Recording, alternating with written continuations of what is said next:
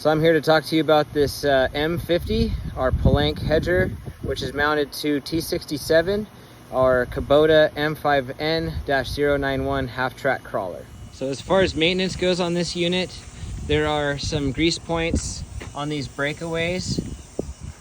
You can see the zerks there. So there's 2 on the bottom and then 2 on the top. And then 1 on the other side here. The mast here does need grease, but you lift it all the way up, smear some on it, and then lift it back down. It doesn't need a whole lot, just a little bit. Same with the rollers on the out, in and out. So it just takes a little bit of grease there. The 2 bottom blades here on either side can be adjusted to angle out if needed, but they cannot angle too far. About here, so about 30 degrees is about as max as they will go, and you just loosen up this nut and they will adjust to angle a little bit if you need to adjust your cut on either side. But the belt is all one continuous belt in there, so you can't angle too far or the belt will come off. The machine is coming with extra parts, blades and belts. The blades are easy to take off with just taking the nut and then just replace the blade. The belts, if needed to replace, you want to take the bolts and nuts off of the cover here, and the belts would be inside, and that's how you can get to those and change them. It's a good idea to just visually check these bolts every day and make sure they're not getting loose or backing off to ensure that the unit does not fall off the tractor. So just visually inspect them. If they seem like they're getting loose or something seems off, check them with a wrench. This one we did not get time to straighten this out yet, so hopefully this doesn't become a problem.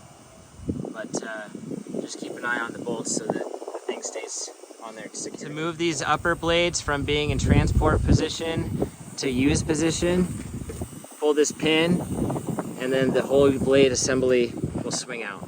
This unit is using a hydraulic power pack powered by a PTO-driven pump to supply oil for the machine. At the end of the day, it's important that we keep this unplugged. This plug is for the fan that is cooling it. And this is the tractor side plug. So we want to make sure that this plug and this plug are unplugged. This is for the controller. When it's time to operate the machine, plug in the fan and then plug in the controller and you'll have power to everything. Now I'm going to show you how to operate the machine. With the tractor running, turn on the PTO by pushing down, twisting, and letting up on the PTO switch. The tractor will beep, that's normal. It'll go off in a second. Come over here, turn on the power supply to the Pellenc itself. Here's the controller's lit up.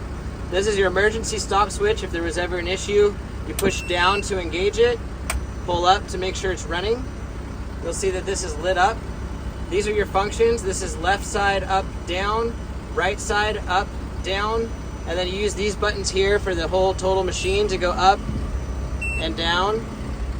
To start the blades, there is a trigger on the back right here. Depress and hold the trigger to start the blades. Now, the tractor should be running at its operating RPM of about 1700. This way it can automatically regen when it needs to.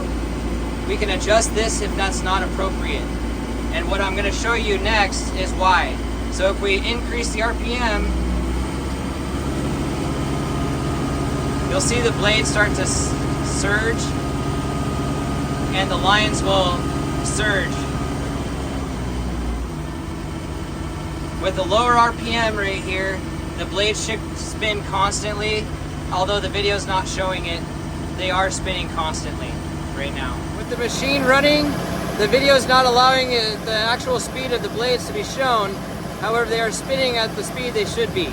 I'm going to show you where to adjust if you need to adjust RPM of the tractor to achieve your goals, how to adjust the pressure of the power pack so that the blades don't surge, or in other words, go fast and slow in a surging motion. That means the pressure's too high.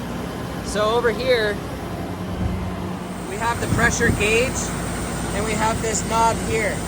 By turning the knob, we can decrease the pressure, and the blades will still stay the same speed.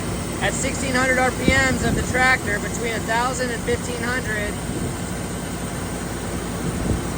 you will get a different speed of blades. Now, if you increase the pressure too much,